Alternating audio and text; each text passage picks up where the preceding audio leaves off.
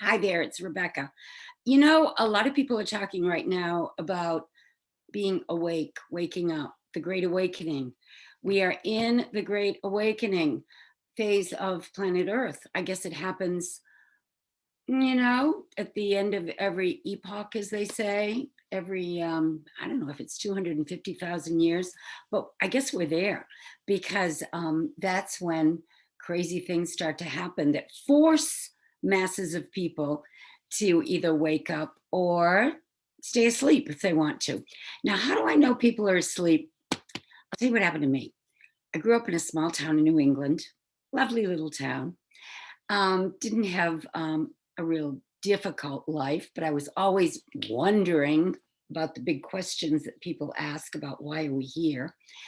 And so I was always seeking and looking for something that I couldn't find. Went to college, left after 2 years because it was actually the oldest teachers college in the country, and I didn't want to be a teacher, so I left and became a stewardess, and it was a fabulous job. And right away, I stepped into, in the 60s when I caught the tail end of the golden age.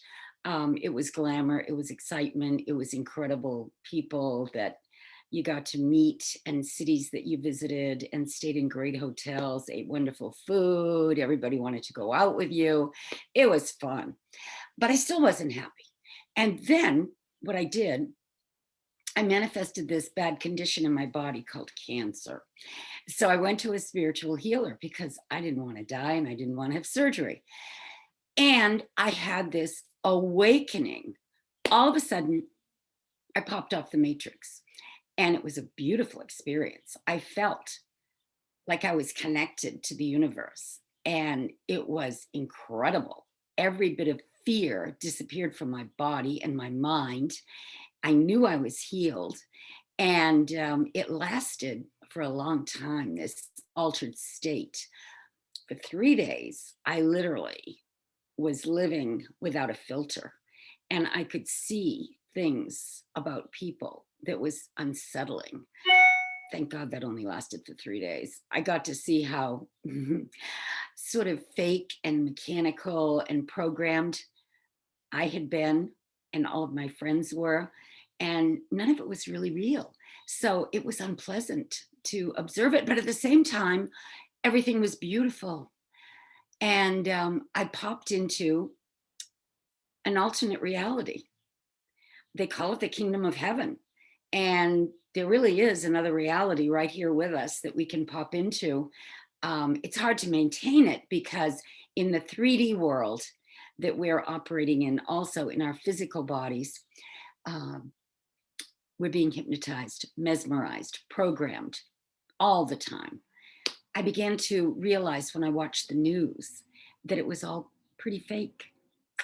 Um, I had a husband shortly after that who worked in the movie industry, and I would be on a lot of movie sets and on commercial shoots and modeling shoots, and I would see in New York City how fake it all was, and everything is presented like, oh, it's real. These are real people. They're all actors. They're all actors. I don't care what face of TV you're watching. They're all actors, and everything is edited and um, put in your face in a way that sways you a certain way. So I began to see through these things. And now that we're living in the time of the Great Awakening, I can understand how people are all programmed so easily to do whatever these governments all over the world want them to do. But they're rising up. They're saying, no, we've had enough. We don't want to be told what to do. And that's a good thing because being free and being sovereign is our birthright. We were born free. We were born to express God and dominion and live a wonderful life. And we really don't need everyone telling us what to do all the time. But you have to break free. And usually it's a disruptive experience, like I had, bad diagnosis, that wakes you up. If you're just going along day by day, following everyone like a sheep, nothing happens. You have to have something shock your system to the point where you're going to wake up. You're going to shift your thought. It's just an experience I've had. The mystics talk about it. Gurdjieff talked about it. Eckhart Tolle talks about it. Byron Katie had it happen to her. Um, that's what happens when you wake up. Everything changes. It changes for the better. But it is a double-edged sword because you still have to, you're living in the 3D world, surrounded by all the trends and ideas and propaganda that we deal with on a day-to-day basis that is trying to pull us in that negative direction. You don't have to go there. You can rise above it. Go to my website, RebeccaTripp.com. And if you'd like to talk to me, send me an email. Bye.